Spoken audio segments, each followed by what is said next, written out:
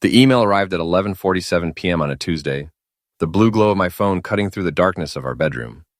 Clara was already asleep beside me, her breathing steady and peaceful, completely unaware that she was about to destroy our 15-year marriage with a single corporate decision. Security has been notified. Your access has been revoked. Please vacate the premises by 9 a.m. tomorrow. This decision is final. Clara Mitchell, CEO, Mitchell & Associates Legal Firm. I read it 3 times before the words sank in. My wife had just fired me, via email, at midnight, without so much as a conversation. I slipped out of bed and padded to the kitchen, my bare feet silent on the cold hardwood floors. The house we'd bought together 5 years ago suddenly felt foreign, hostile. Every piece of furniture, every family photo on the mantel, every carefully chosen paint color now seemed like evidence of a life that was crumbling around me. The coffee maker gurgled to life as I tried to process what had happened. 3 days ago, everything had been normal. I was David Mitchell, chief operating officer of my wife's law firm, the guy who kept the trains running on time while she handled the high-profile cases that made the evening news. We were a power couple in our mid-sized city, the kind of partnership that made other people envious. Then Elliot Hayes showed up. 25 years old, fresh out of law school, armed with an Ivy League degree, and the kind of effortless charm that made everyone in the office stop what they were doing when he walked by. Claire had personally recruited him, calling him the future of the firm after their first interview. I should have seen the warning signs. The way he lingered after meetings, always finding reasons to discuss cases with Clara behind closed doors. The way she started staying late at the office, claiming she was mentoring him. The way she began questioning my decisions, my methods, my value to the company. It all came to a head yesterday morning. I'd walked into Claire's office to discuss the quarterly budget review and found Elliot sitting in my usual chair across from her desk. They were huddled over her laptop, their heads close together, speaking in hushed tones. "David," Clara had said, not looking up. "Elliot has brought some concerns to my attention." The kid had turned to face me with an expression of manufactured sympathy. "I'm sorry, Mr. Mitchell, but I felt I had to speak up. The irregularities in the client billing system, the way certain files have been handled, I couldn't stay silent." "Irregularities?" I'd felt my pulse spike. "What the heck are you talking about?" "The Patterson case," Elliot had continued smoothly. "The way you advised Mrs. Patterson to settle for less than she deserved. And the Henderson account. You've been billing hours for work that was never completed." Every word out of his mouth was a lie, but he delivered them with such conviction, such apparent reluctance, that I could see Clara's expression hardening as she listened. "These are serious accusations," she'd said, finally meeting my eyes. "We need to investigate this thoroughly. Clara, you can't be serious. This kid has been here for 3 weeks. I've been building this company with you for 8 years. But I could see it in her face. She'd already made up her mind. The golden boy with his perfect resume and his practiced sincerity had poisoned the well, and my 15 years of marriage apparently counted for nothing against his word. Now, sitting in my kitchen at midnight, I understood that my wife had chosen to believe a stranger over her own husband.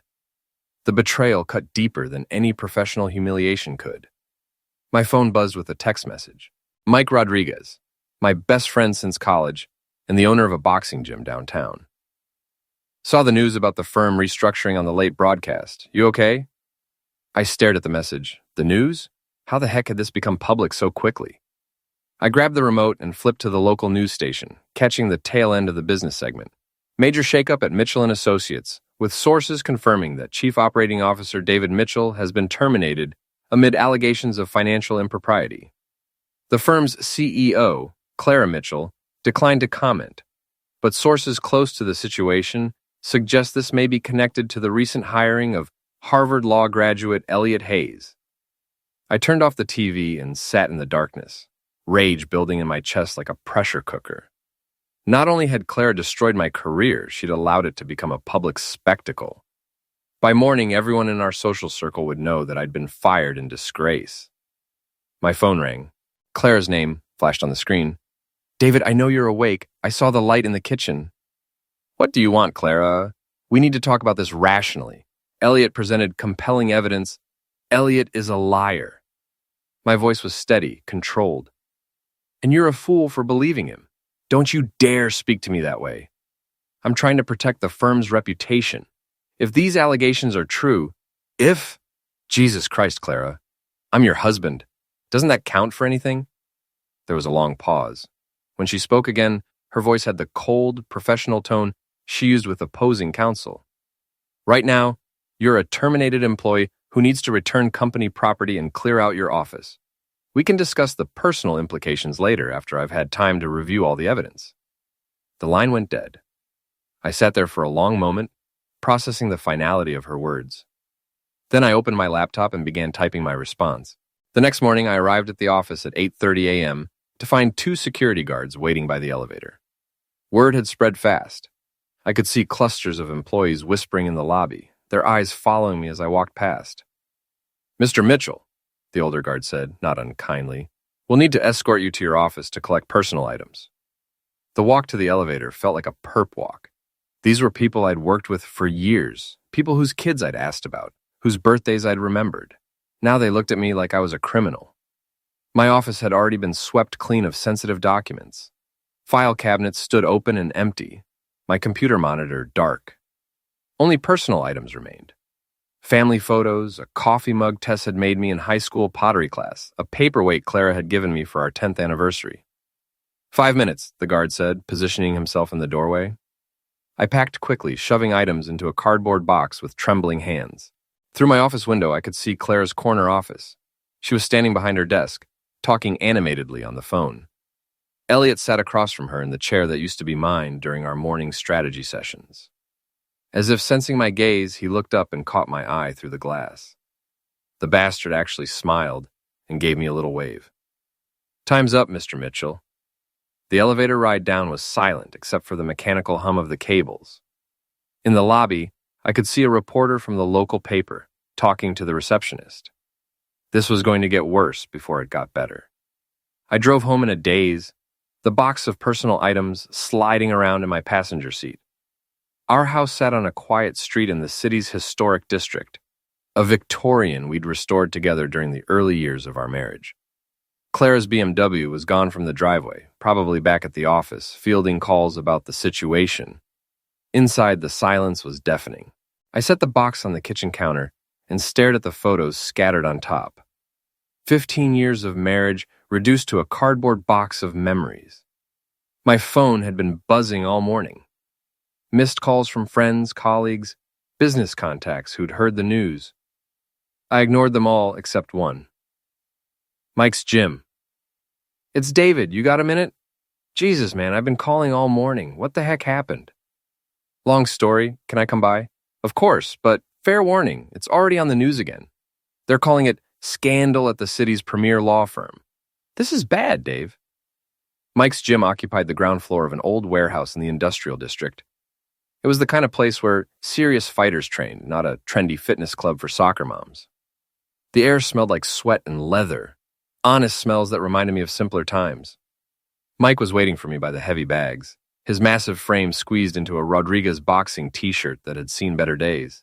At 52, he still looked like he could go 10 rounds with guys half his age. "Talk to me," he said without preamble. I told him everything. The lies, the accusations, Clara's betrayal, the public humiliation. Mike listened without interruption, his dark eyes growing harder with each detail. "So this punk kid shows up and destroys your life in 3 weeks? That's about the size of it. And Clara just threw you under the bus? No investigation, no benefit of the doubt? She made her choice." Mike was quiet for a moment, methodically wrapping his hands with boxing tape. "You know what your problem is, Dave? You're too nice, always have been. Even in college, you let people walk all over you. This isn't about being nice, Mike. This is about my wife believing a stranger over her own husband. Same thing. You think being the good guy is going to save you? Look where it got you." He gestured toward the TV mounted in the corner, where my professional headshot was displayed next to a breaking news banner. "That little bastard played you and Clara both, and now you're the one getting crucified. So what do you suggest? Start throwing punches?" "I'm suggesting you stop playing defense and start playing offense. You know things about that firm, about Clara's business practices, about her clients. Use what you know." "I'm not going to break the law, Mike. Who said anything about breaking the law?" I'm talking about playing the game the way it's actually played, not the way you think it should be played. That afternoon, I drove to our daughter's college campus 2 hours away. Tess was a sophomore at State, studying journalism with dreams of becoming an investigative reporter. She'd inherited Clara's sharp intelligence and my stubborn streak, a combination that made her formidable when she set her mind to something. I found her in the student union, hunched over her laptop with textbooks spread across a corner table. At 19, she looked more like Clara every day. The same high cheekbones, the same determined set to her jaw when she was concentrating. "Dad?" She looked up in surprise. "What are you doing here? We need to talk, sweetheart." Her expression shifted as she took in my appearance. I probably looked like heck. I'd barely slept, hadn't shaved, and was wearing the same clothes from yesterday. "I heard about what happened at the firm. Mom called last night. What did she tell you?" Tess closed her laptop and leaned back in her chair.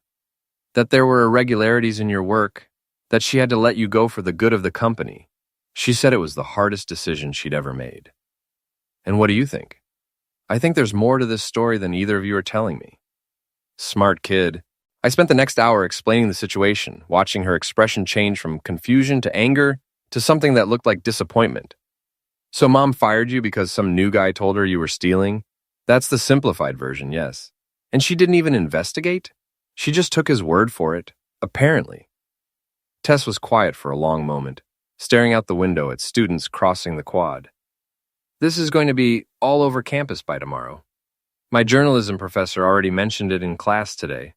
Said it was a perfect example of how personal relationships can complicate professional ethics. I'm sorry you're getting dragged into this.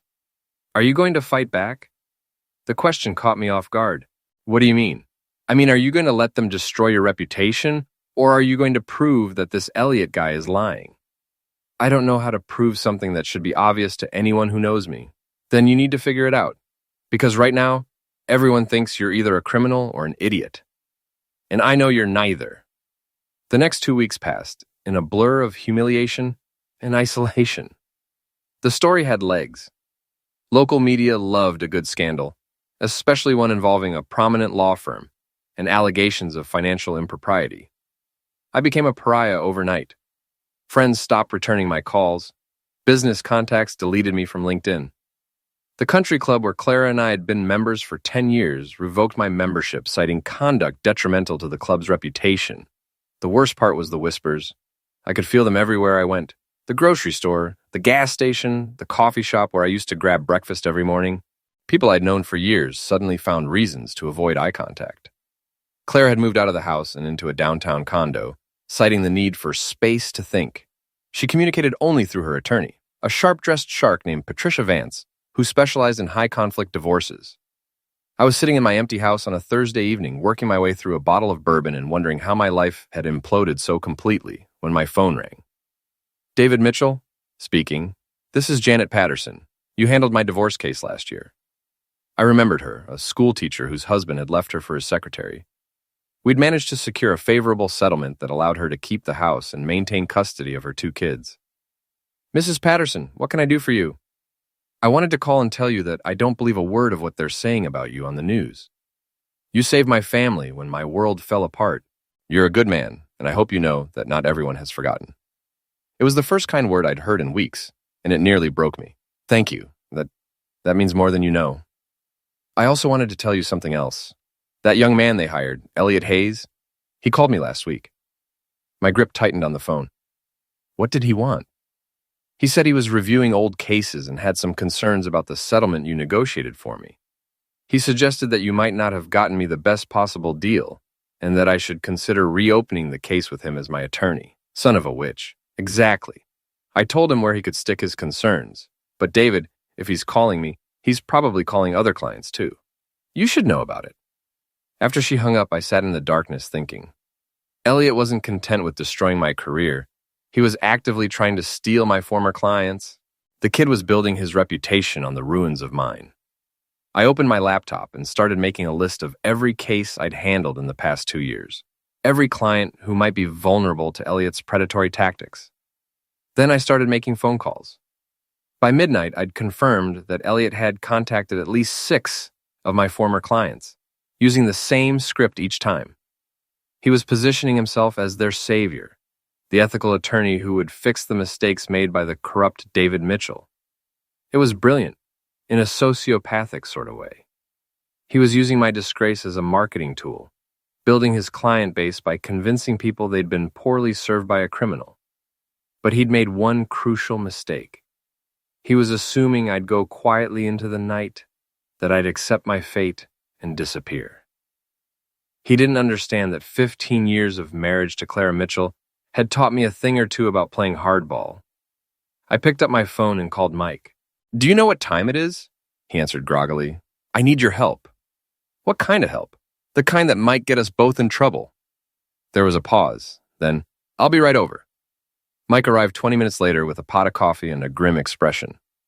I laid out everything I discovered about Elliot's client poaching scheme. "So what's the plan?" he asked. "I'm going to destroy him the same way he destroyed me, methodically, completely, and very publicly." "About time. What do you need?" "Information. Elliot Hayes didn't just materialize out of thin air. He has a history, and I'm betting it's not as clean as his Harvard transcript suggests. You want me to dig into his background? I want you to find out everything. Where he came from, where he went to school, who he's worked for, who he's screwed over. Everyone has skeletons, Mike. We just need to find his."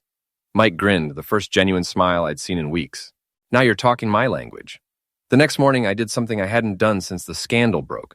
I got dressed in my best suit and drove downtown, not to the law firm, but to the building across the street where I had a clear view of the office entrance. I sat in my car for 3 hours, watching the morning routine of my former workplace. Employees arriving with their coffee and briefcases, clients coming and going, the familiar rhythm of a busy law firm. At 10:30, Elliot emerged from the building with Clara at his side. They were walking close together, her hand on his arm as she pointed out something down the street. The intimate gesture hit me like a physical blow. They weren't just business partners. They were lovers. Everything suddenly made sense. The late nights, the closed-door meetings, Clara's sudden willingness to believe the worst about me. Elliot hadn't just lied about my work. He'd seduced my wife and convinced her that I was the enemy. I followed them at a distance as they walked to an upscale restaurant 3 blocks away. Through the window, I watched them share lunch like a couple on a date. Clara was animated, laughing at something Elliot said, looking happier than I'd seen her in months. My phone buzzed with a text from an unknown number. "Stop following my client, or I'll call the police. P. Vance, attorney at law." Patricia Vance, Clara's divorce lawyer. They'd spotted me. I drove home with my hands shaking from rage. Not only had Clara destroyed my career based on lies, she'd done it to clear the way for her affair with the man who'd orchestrated my downfall. But if they thought I was going to slink away quietly, they were about to learn otherwise. Mike's investigation into Elliot Hayes took 10 days and cost me $3,000 in private investigator fees. What we found was worth every penny. Elliot Hayes was indeed a Harvard law graduate, but his academic career had been far from spotless. He'd been investigated twice for plagiarism, once for workplace harassment, and had been quietly asked to leave a prestigious Boston firm after only 6 months for ethical violations that were never made public. More interesting was his pattern of behavior. In Boston, he'd targeted the wife of a senior partner, feeding her information about her husband's supposed infidelities, while positioning himself as her confidant and eventual lover. The marriage had imploded. The senior partner had suffered a nervous breakdown, and Elliot had emerged with several high-profile clients who'd followed him when he left the firm. "The kid's a professional homewrecker," Mike said, spreading the documents across my kitchen table. "This is his MO. Find a successful couple, seduce the wife, destroy the husband, and profit from the chaos." How did Clara not see this during the hiring process? Because he's good at what he does. Look at these references, all from people whose lives he destroyed, but they're written in a way that makes him sound like a saint. I studied the timeline. Elliot had been in our city for exactly 4 months before joining the firm. He'd spent that time researching Clara, learning about our marriage, our business, our vulnerabilities. By the time he walked into that first interview, he'd already planned my destruction. "We need more," I said. "This is all circumstantial. We need something concrete." "Already working on it. My guy in Boston is tracking down the wife from the last firm, Sarah Kellerman. Apparently, she's been trying to warn people about Elliot for 2 years. Will she talk to us? For the right price, she'll sing like a canary. 3 days later, I was on a plane to Boston. Sarah Kellerman agreed to meet me at a coffee shop near her apartment in Cambridge. She was a striking woman in her 40s, with prematurely gray hair and the hollow-eyed look of someone who'd been through heck. "You're the latest victim," she said without preamble as I sat down across from her. "So it seems. He's good, isn't he? Makes you feel like you're going crazy, like everyone you trust has turned against you." "That's about right." Sarah stirred her coffee absently, lost in memories. "He spent 6 months destroying my marriage, convinced me that my husband was having an affair, that he was stealing from the firm, that he was planning to leave me for his secretary. None of it was true, but Elliot was so convincing, so sympathetic. He had documents, emails, photographs, all fabricated, but I didn't know that at the time." "What happened to your husband?" "Nervous breakdown. Lost his job, his reputation, his will to fight. We divorced, and he moved back to Ohio to live with his sister. Haven't spoken to him in 2 years. She looked up at me with haunted eyes. "The worst part is that I loved him. Really loved him. But Elliot made me believe that everything I thought I knew was a lie." "How did you find out the truth?" "Too late to save my marriage, but I hired a private investigator to look into Elliot's background after he started pressuring me to marry him. That's when I learned about his pattern of behavior." "You have documentation?" Sarah reached into her purse and pulled out a thick manila folder. "Everything. His real academic record, the harassment complaints, witness statements from other victims, even some of the fake documents he created to fool me." "Why are you giving me this?"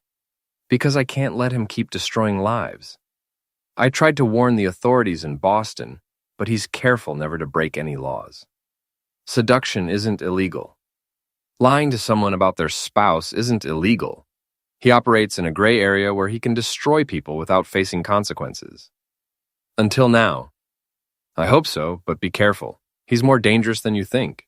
When he realizes you're on to him, he'll escalate. He doesn't like to lose." I returned from Boston with a plan and a burning desire for justice. Sarah's documentation was damning, but I needed to be strategic about how I used it. A direct assault would only put Elliot and Clara on the defensive. I needed them to expose themselves. The opportunity came sooner than expected. On a Friday evening, 3 weeks after my termination, I received a text from Clara. "We need to talk. Meet me at Riverside Park tomorrow at 2 p.m. Come alone." Riverside Park was where we'd had our first date 20 years ago, a quiet spot overlooking the river where couples went to have serious conversations. The symbolism wasn't lost on me. I arrived early and positioned myself on a bench with a clear view of the parking area. Clara arrived precisely at 2 p.m. in her BMW, looking every inch the successful attorney in her tailored suit and designer heels. She'd lost weight since our separation, and there were dark circles under her eyes that makeup couldn't quite hide. "Thank you for coming," she said, sitting on the opposite end of the bench. "You said we needed to talk.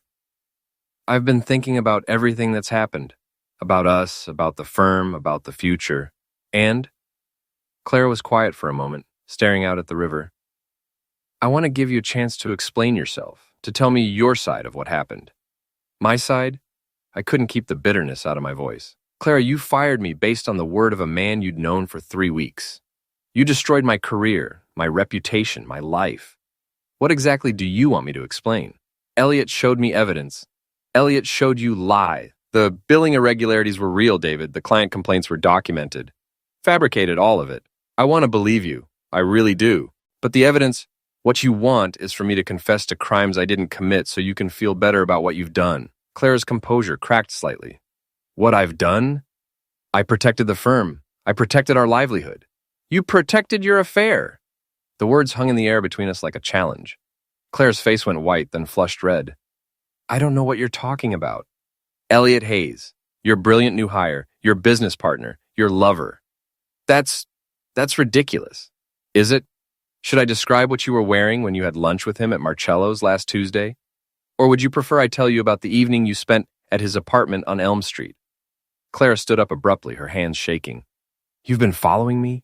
I've been trying to understand how my wife of 15 years could so completely betray everything we built together, Now I know.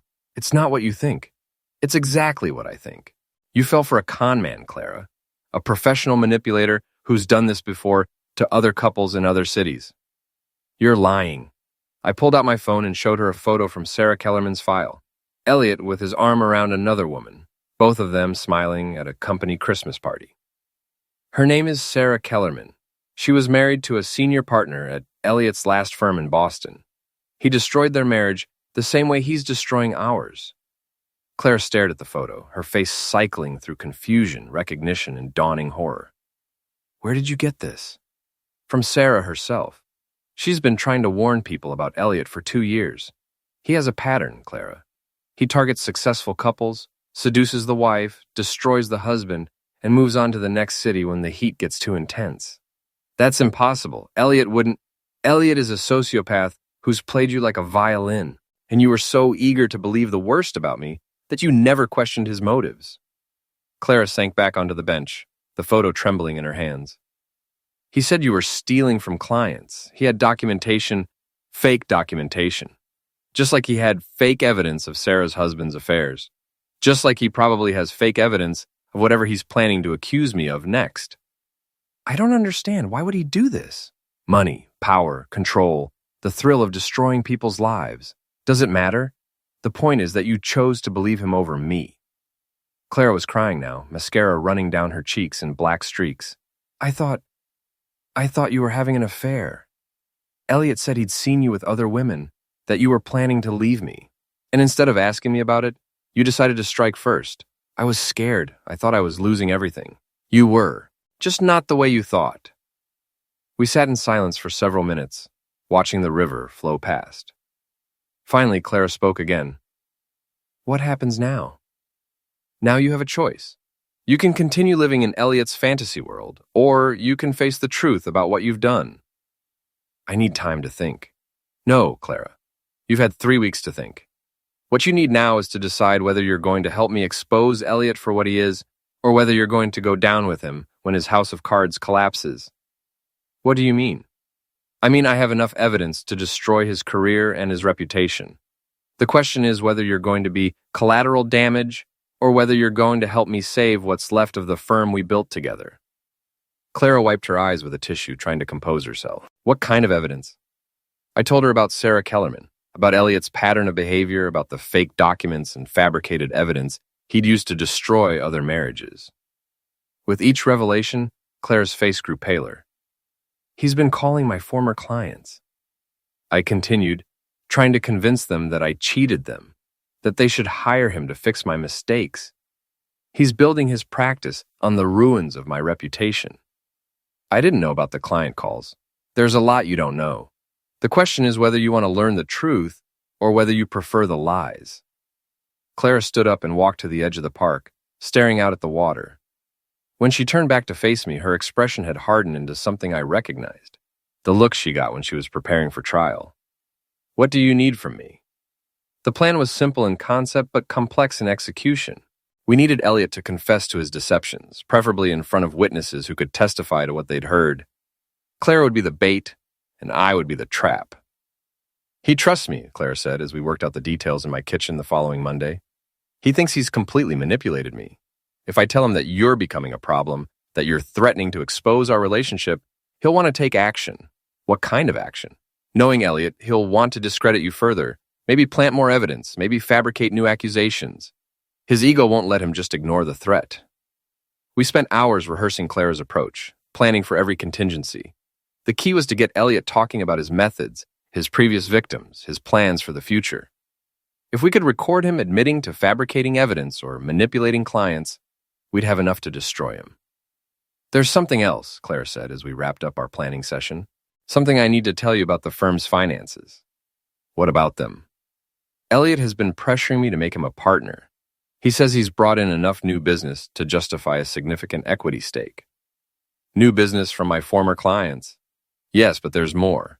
He's been suggesting that we need to restructure the firm's ownership, that having a disgraced former employee as a partial owner creates liability issues. I felt a chill run down my spine. He wants you to buy out my stake. At a significant discount, yes. He says it's the only way to protect the firm from potential lawsuits. Son of a witch. He's not just stealing my clients. He's trying to steal my ownership stake in the company. I never agreed to it, Clara said quickly, but I was considering it before I knew the truth about him. How much is my stake worth? Current market value, about $2 million. $2 million. The bastard wasn't just destroying my life for sport. He was doing it for profit. My ownership stake in the firm represented my entire retirement savings, my daughter's college fund, my financial security. Elliot wasn't just a sociopath. He was a thief. We need to accelerate the timeline, I said. If he convinces you to force me out of ownership, I'll have no legal recourse. What do you want me to do? Set up a meeting for tomorrow. Tell him you're ready to discuss the partnership offer, but you need reassurance that all the evidence against me is solid. Make him walk you through his case, and you'll be recording every word. The next evening, Clara called Elliot and arranged to meet him at the office after hours. She told him she was having second thoughts about my termination, that I'd been pressuring her to reconsider, and that she needed him to review the evidence one more time to strengthen her resolve. I arrived at the office building at 8 p.m. and made my way to the maintenance closet on the same floor as the law firm. Mike had provided me with a set of lockpicks and a crash course in breaking and entering, though he'd made it clear that if I got caught, I was on my own. The maintenance closet shared a wall with Clara's office, and the building's old construction meant that voices carried through the thin drywall. I positioned myself with a digital recorder in my phone, ready to capture everything. At 8:30, I heard Clara's voice through the wall. Thank you for staying late. I know this is difficult to discuss. Not at all. Elliot's voice was smooth, confident. I understand your concerns. It's natural to have doubts when you're forced to take action against someone you care about. I keep thinking about what David said to me yesterday. He claims you fabricated the evidence against him. Of course he does. That's what guilty people do. They attack the messenger instead of addressing the message. But he seems so certain. He even had photos of you with other women. There was a pause. Then Elliot laughed, a sound devoid of warmth. David is desperate, Clara. He's facing the destruction of everything he's worked for, so he's grasping at straws. Those photos could be from anywhere, anyone. He mentioned a woman named Sarah Kellerman. Another pause, longer this time. I don't know anyone by that name. He said she was married to a partner at your previous firm in Boston. He said you had an affair with her. Clara, listen to me. Elliot's voice had taken on a harder edge.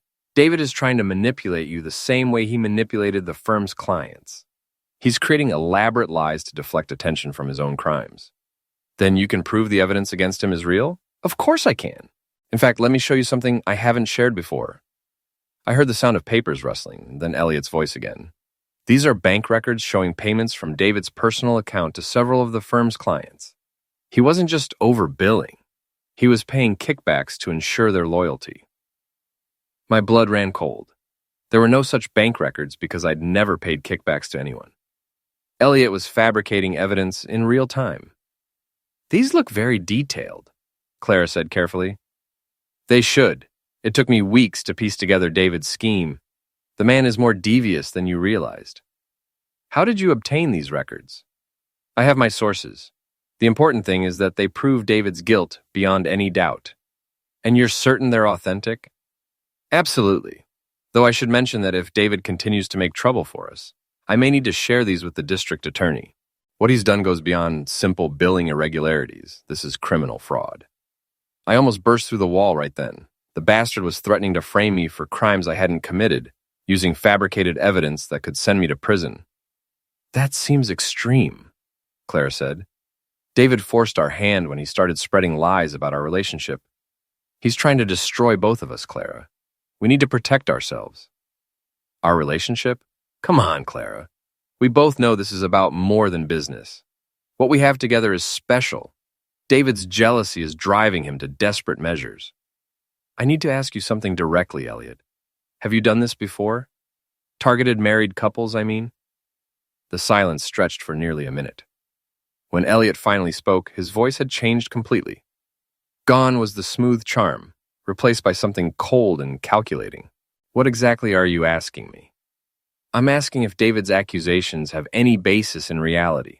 I'm asking if you've manipulated other women the way he claims you've manipulated me. Careful, Clara. You're starting to sound like you believe his lies. I'm trying to understand the truth. The truth is that you and I are partners now, in business and in life. David is the past. The question is whether you're going to let him destroy our future. And if I don't agree to make you a partner, if I don't force David to sell his ownership stake, then you'll be making a very serious mistake. The threat was unmistakable. Claire had pushed Elliot far enough to reveal his true nature, and I had it all on tape. I think I've heard enough, Clara said. I hope so, because if you choose David over me, you'll regret it. I have enough evidence to destroy both of you, and I won't hesitate to use it. I heard footsteps, then the sound of a door slamming. A few minutes later, Clara texted me, "It's done. Meet me at home." Clara was waiting for me in our kitchen when I arrived home, her face pale but determined. She'd changed out of her business suit into jeans and a sweater, looking more like the woman I'd married than she had in months. "Did you get everything?" she asked. I played back portions of the recording, watching her flinch as Elliot's threats filled the room. "I can't believe I fell for his act," she said. "He's a completely different person when he thinks he's in control. He is a different person. The charming mentor was just a mask. What do we do now? Now we destroy him." I spent the next morning making copies of the recording and Sarah Kellerman's documentation. Then I made a series of phone calls that would change everything. The first call was to Patricia Vance, Clara's divorce attorney. "Ms. Vance, this is David Mitchell. I need to schedule a meeting with you and Clara to discuss new developments in our case." "What kind of developments?" "The kind that make divorce unnecessary." The second call was to Detective Ray Morrison, an old friend from high school who worked in the white-collar crime division. "Ray, it's David Mitchell. I need to report an attempted fraud." "What kind of fraud?" "The kind involving fabricated bank records and extortion."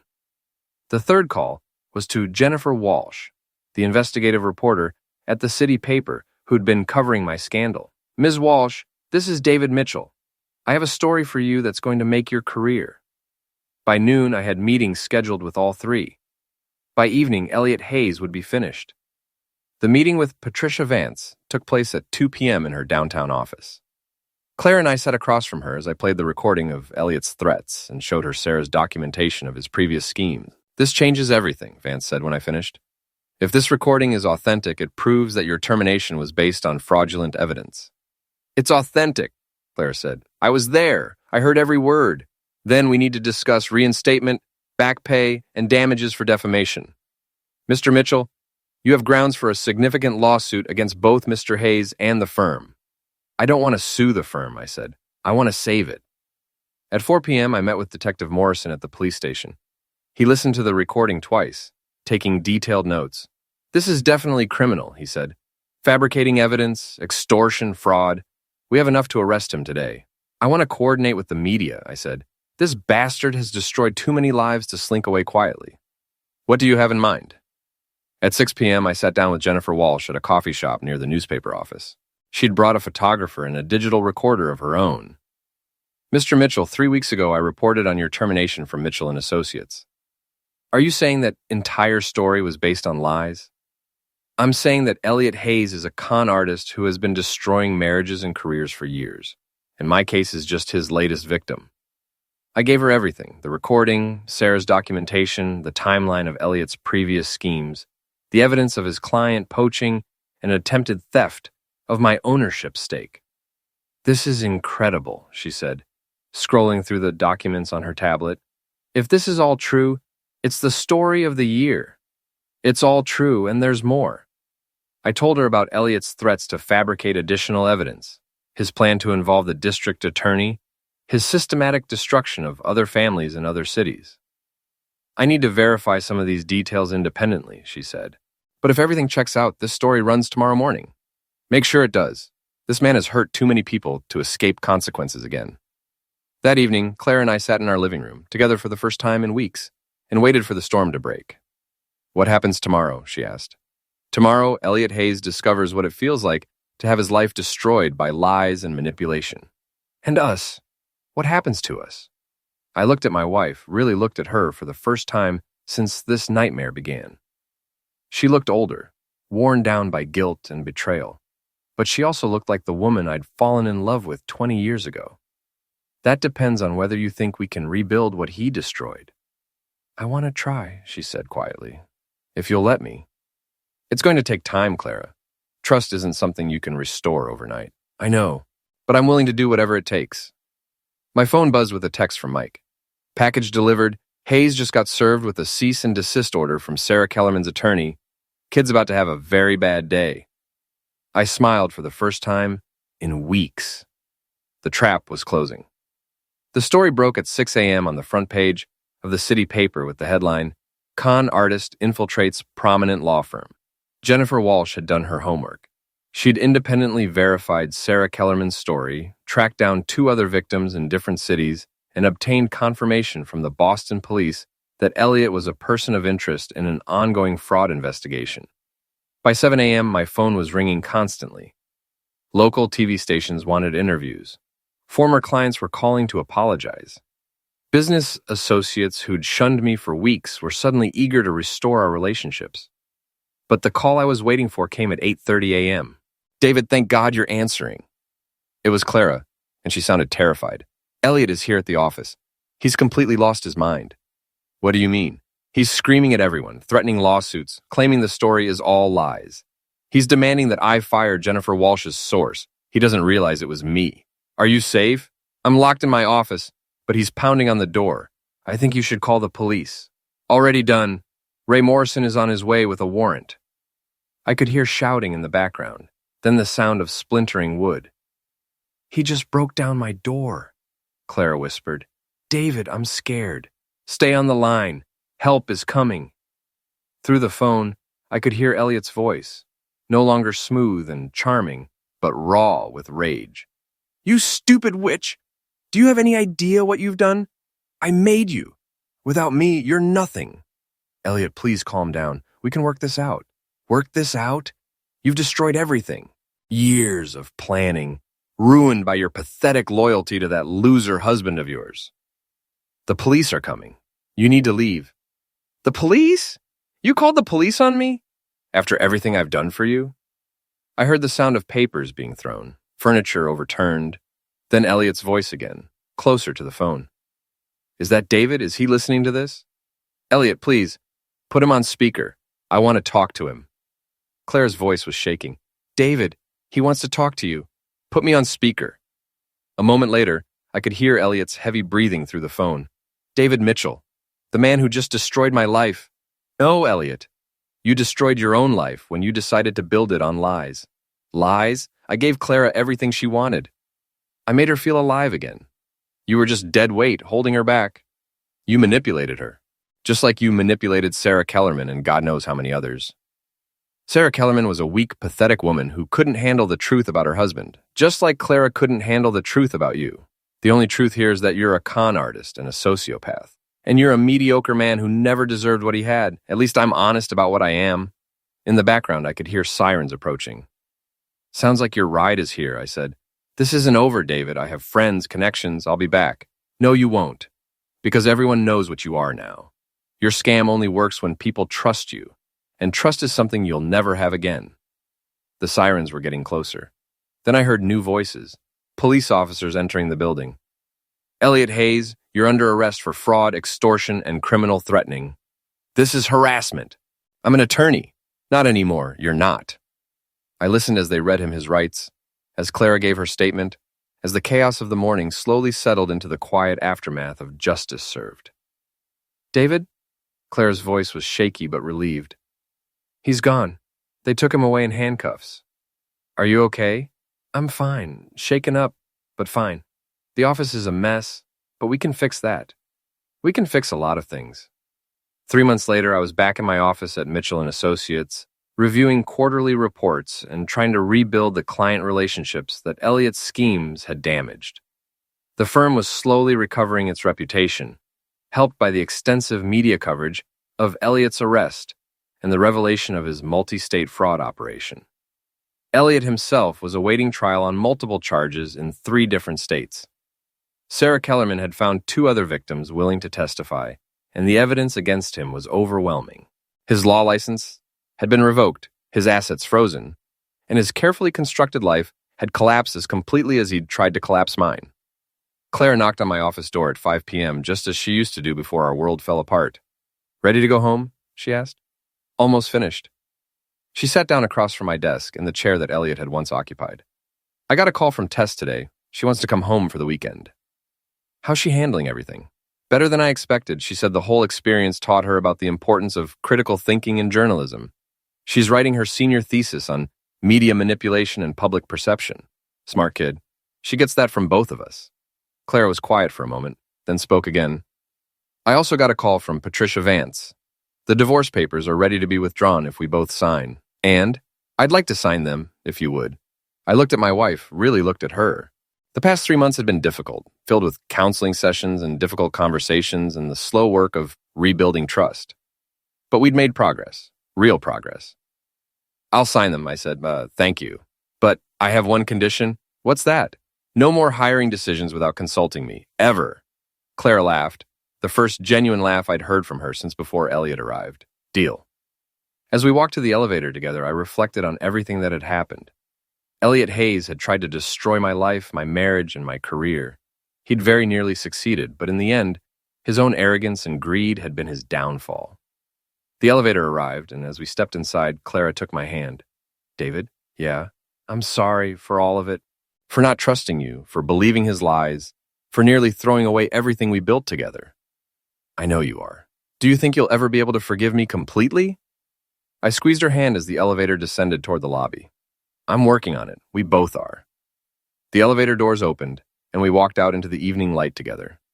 Behind us, the offices of Mitchell & Associates hummed with the quiet activity of a law firm rebuilding its reputation. Ahead of us lay the uncertain but hopeful work of rebuilding our marriage. 3 weeks after Clara had asked if I'd reflected on my behavior, I'd handed her divorce and resignation papers. She'd lost it just as I'd planned. But sometimes losing everything is the only way to find out what really matters. As we drove home together through the familiar streets of our city, I realized that Elliot Hayes had taught us both a valuable lesson about trust, loyalty, and the difference between what we think we want and what we actually need. He'd tried to destroy us, but in the end, he'd only made us stronger.